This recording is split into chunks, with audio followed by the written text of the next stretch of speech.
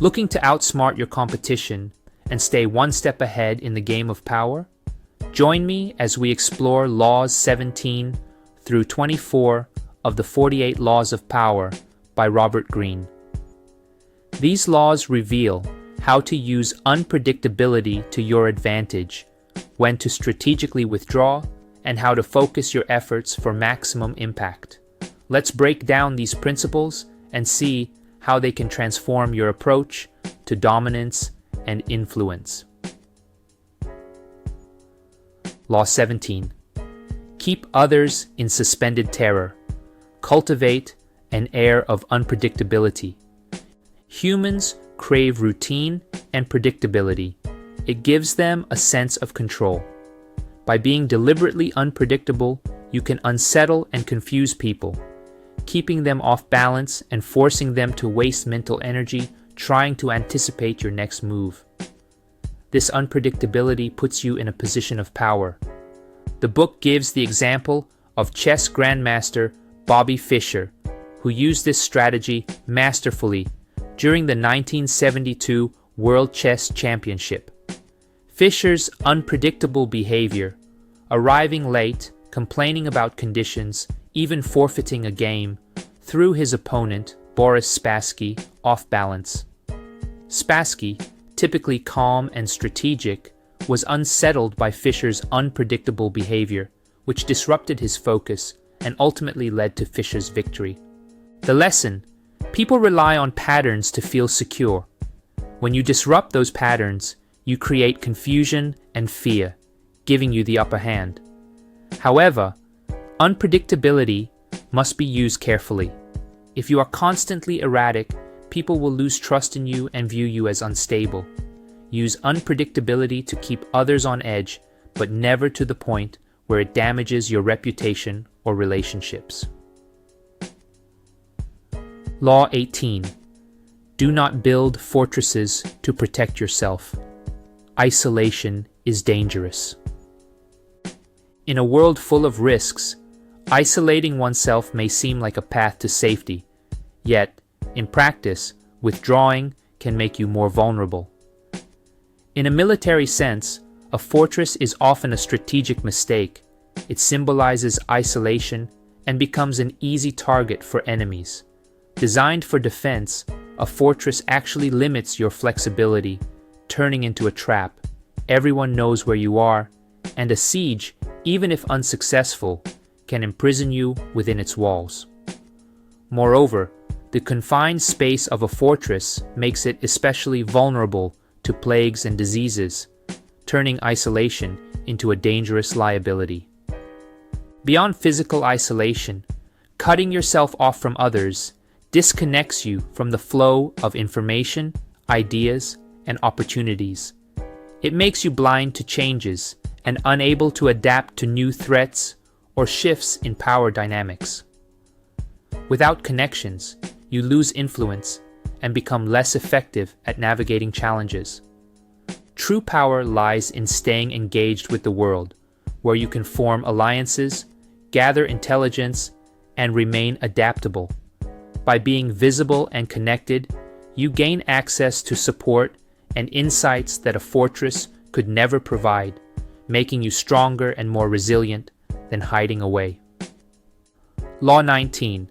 Know who you're dealing with. Do not offend the wrong person. In your pursuit of power, recognizing different types of people is crucial. Some may forgive slights, while others become lifelong enemies over perceived disrespect. The key is knowing who to approach cautiously. Offending someone with a fragile ego or a long memory can lead to prolonged struggles. A historical example is the conflict between Genghis Khan and the Khwarezmian Shah, Muhammad. In 1219, Muhammad received an embassy from Genghis Khan, offering gifts from the Mongol Empire and aiming to establish peaceful trade relations. Genghis Khan sought to reopen the Silk Route to Europe and proposed sharing it with Muhammad. However, Muhammad, seeing Khan as an upstart from the East, dismissed the offer. To him, It seemed arrogant for Khan to seek equality with someone so clearly superior.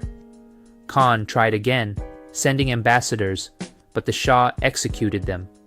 Deeply offended, Genghis Khan launched a brutal invasion that destroyed the Khwarezmian Empire.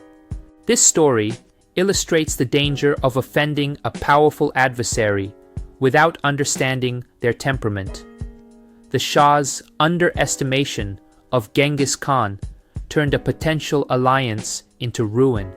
It's crucial to study your opponents before making any moves, understanding their insecurities and boundaries. Confident individuals might brush off minor offenses, but prideful ones can react harshly. The lesson? Even small insults can linger. Avoid confrontations until you know who you're dealing with. Misjudging someone's nature can turn a small mistake into a significant threat. Law 20. Do not commit to anyone. It is unwise to quickly take sides or commit to any cause or group. By maintaining independence, you can manipulate situations to your advantage and keep others pursuing you. This allows you to place sides against each other, making others compete for your support and keeping you in a position of power. An example of this approach is Isabella d'Este, the Marquess of Mantua, during the Italian Renaissance. When King Louis XII of France invaded Milan, Isabella faced a difficult decision. Supporting her old allies in Milan would invite French aggression, but aligning with Louis could create enemies among other Italian states. Rather than taking sides, Isabella chose to befriend Louis with gifts and charm while keeping her distance. She refused to fully commit to him or any other power, instead maintaining a position of strategic neutrality.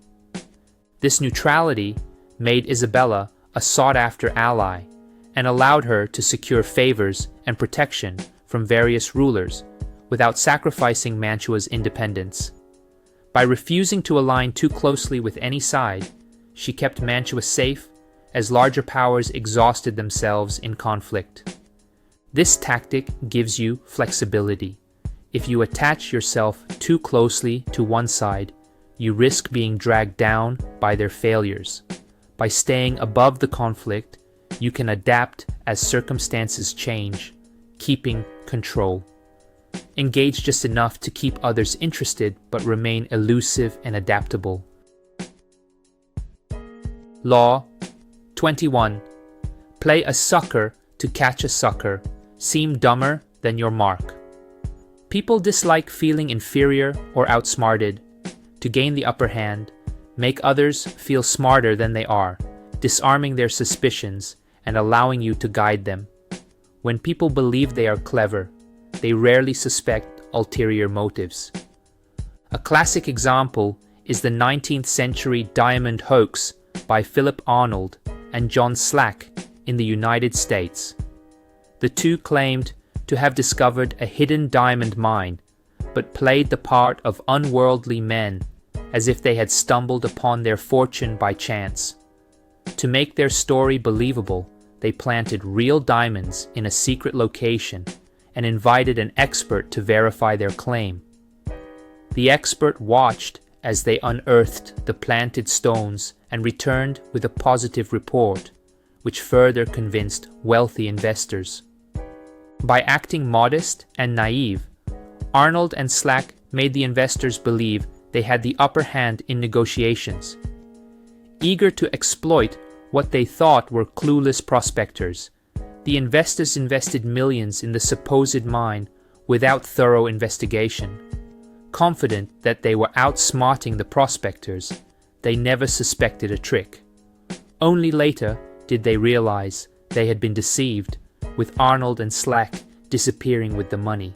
The lesson: by appearing less intelligent, you make others overconfident, blinding them to your true intentions and giving you control over the situation. Law 22.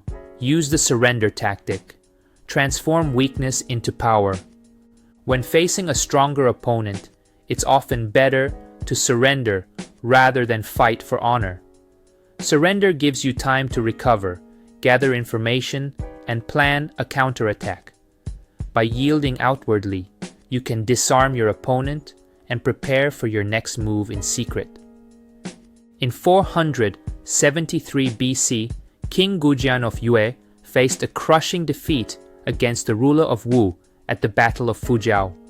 Rather than fleeing, he chose to surrender, handing over his wealth and serving the Wu king as a humble stable worker. For 3 years, he maintained an appearance of loyalty, eventually earning the Wu ruler's trust and permission to return home. However, Gujian spent those years gathering information and waiting for the right moment to strike. When Wu suffered from a severe drought and internal conflicts, Gujian seized the opportunity. He raised an army, invaded Wu, and achieved a decisive victory. This story shows the power of strategic surrender. By submitting rather than resisting, Gujian bought time and flexibility to plan a devastating counterattack. His patience allowed him to study his enemy and strike when they were most vulnerable. Law 23. Concentrate your forces. Focus is crucial when seeking power. By concentrating your efforts and resources on a single, strong point, you maximize your strength and increase your chances of accomplishment. This approach is more effective than spreading your energy across multiple, weaker targets, which dilutes your power. The author gives the example of Giacomo Casanova, an 18th century Italian adventurer, writer, and notorious lover. He attributed much of his accomplishments to his ability to focus intensely on a single goal. Whether pursuing a romantic interest or a challenging objective, he directed all his energy toward it. When he became interested in a woman, he devoted himself entirely to her, shutting out all other distractions. His complete focus made him exceptionally seductive. This determination also helped him escape from the infamous Leeds prison in Venice, a prison from which no one had ever escaped. Even when a change in his cell location ruined months of digging, he persisted until he broke free. As Casanova wrote, "I have always believed that when a man gets it into his head to do something, and when he exclusively occupies himself in that design, he must succeed, whatever the difficulties. That man will become Grand Vizier or Pope." When pursuing a goal, direct your resources toward the most promising opportunity. Concentrated effort creates impact, allowing you to achieve more with fewer resources and build lasting power. Law 24. Play the perfect courtier. A courtier traditionally served as an advisor or companion to a king or queen, skillfully influencing those in power without offending them. While royal courts may have faded, the dynamics of power remain unchanged. Many people in positions of power believe the sun revolves around them, and those who know how to navigate these dynamics will gain power. Today, courtiers aren't found in palaces, but in boardrooms, offices, and social circles, wherever influence is at play. To succeed in these modern courts, it's essential to understand the rules of the environment and know how to subtly manipulate them. A successful courtier knows to avoid bragging, as it stirs resentment, and to make hard work appear effortless, earning admiration. Flattery is another tool, but it must be used sparingly to avoid suspicion. Downplaying one's own talents can make a superior look better by contrast. A skilled courtier stands out just enough to be noticed, but never so much that they seem to seek attention. Adjusting one's style, controlling emotions, and being self-aware are crucial. Courtiers must adapt, avoid direct criticism, and be a pleasure to be around. Those who master these skills, like the courtiers of old, can turn social finesse into influence, building power without provoking envy. And that concludes our exploration of laws 17 to 24 of the 48 laws of power. But remember, each of these laws is a double-edged sword. Understanding how to use them effectively is essential to avoid negative consequences. What are your thoughts on these laws? Let us know in the comments, and be sure to subscribe so you don't miss the rest of this series. Thanks for watching, and I'll see you in the next video.